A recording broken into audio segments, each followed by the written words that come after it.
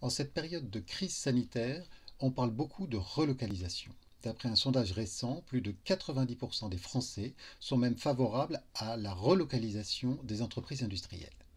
Alors quels sont les enjeux de ce débat? Après tout, la localisation de l'activité productrice est la décision des entreprises. Donc, de quoi s'agit-il en termes de politique publique? Qu'est-ce qui est en jeu? D'abord, est-ce que c'est une tendance en cours?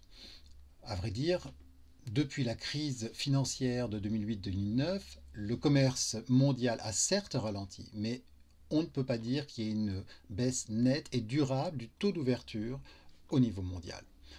La crise rendra, cette crise sanitaire rendra probablement le commerce et les déplacements des personnes plus coûteux pour un temps. Elle va peut-être modifier la perception des risques associés à des chaînes de valeur éclatées et donc peut-être faire évoluer des stratégies industrielles, mais on a peu de certitude en l'occurrence. Donc il n'y a rien d'inéluctable et ce qu'il se passera en termes de localisation de la production industrielle dépendra plutôt des politiques publiques. Et il faut garder en tête, à cet égard, que les interventions sont potentiellement coûteuses et voire même contre-productives dans certains cas. Pourquoi? Parce qu'elles peuvent gêner l'accès aux meilleurs fournisseurs, faire entrave à la concurrence et à ses effets bénéfiques sur le coût de la vie, sur l'innovation également, hein, donc entraîner une montée des prix. Elles peuvent également susciter des représailles des partenaires. Et il faut garder en tête que la France fait partie de la zone euro, elle partage avec les autres pays de la zone euro la même monnaie, la même politique commerciale, donc elle est dans le même, elles partagent leur sort d'une certaine façon en termes de commerce. Or, la zone euro dans son ensemble est très nettement excédentaire pour son commerce de produits industriels. Donc, ce n'est pas en fermant les frontières de la zone euro aux échanges qu'on va renforcer son industrie. Au contraire, ça peut être contre-productif. Pour autant, deux objectifs justifieraient, il me semble, une intervention. Un objectif d'autonomie et un de soutien de la production industrielle. L'autonomie se justifie par le fait que l'État doit mener ses missions régaliennes et qu'en le faisant, évidemment, il doit se soucier de limiter sa dépendance par rapport à des pays étrangers. C'est évidemment un raisonnement auquel on est habitué s'agissant de questions de défense ou d'alimentation, voire d'énergie. C'est un raisonnement que désormais il faut probablement étendre aussi aux produits de santé ou aux infrastructures numériques pour assurer notre approvisionnement en produits de santé, en médicaments, pour aussi assurer le contrôle et l'intégrité des infrastructures numériques sur lesquelles nous nous appuyons de plus en plus. Le soutien à la production industrielle en France et dans l'Union européenne est également important, à la fois parce que c'est un élément essentiel pour assurer notre équilibre extérieur, assurer l'équilibre de notre balance courante, mais aussi parce que l'industrie joue un rôle particulier, social, en valorisant bien les qualifications intermédiaires, territoriales, du fait de sa très grande dispersion qui fait qu'elle innerve véritablement le territoire de l'économie.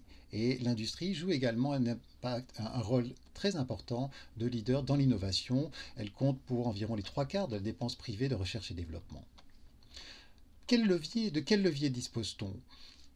La première chose à souligner, en l'occurrence, c'est que le bon niveau d'intervention, s'agissant de ces questions industrielles et commerciales, c'est l'Union européenne, pour l'essentiel. Maintenant, pour le domaine du régalien, y compris de la santé, il faut souligner que l'État peut intervenir au travers de la commande publique, qui joue un rôle particulièrement important dans ce domaine. Il peut intervenir également par des régulations et des obligations. Il en existe déjà, par exemple, pour limiter les possibilités d'exportation de médicaments lorsqu'il y a une situation de pénurie ou pour fixer des obligations de stockage aux industriels.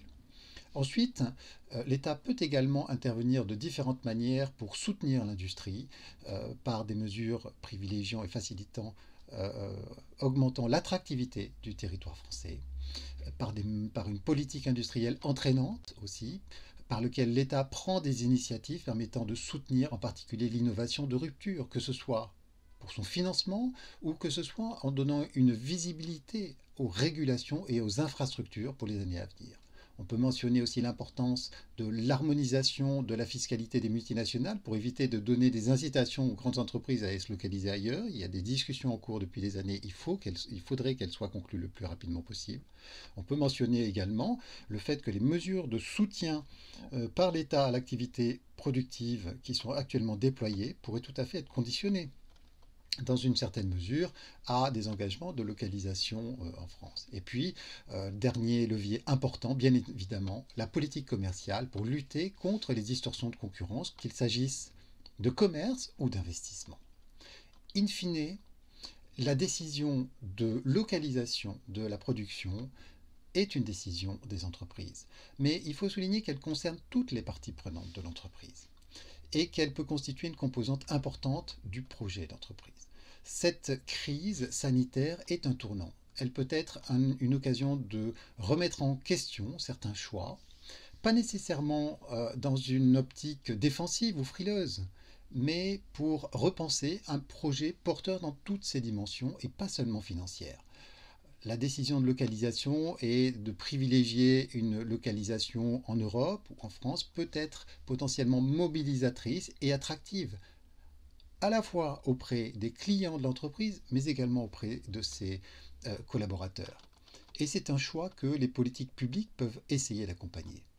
Au fond, je pense que ce débat autour des relocalisations pourra être profitable s'il oriente non pas vers le repli, mais vers la recherche de choix économiques qui soient porteurs à la fois d'une plus grande cohérence et d'une plus grande soutenabilité.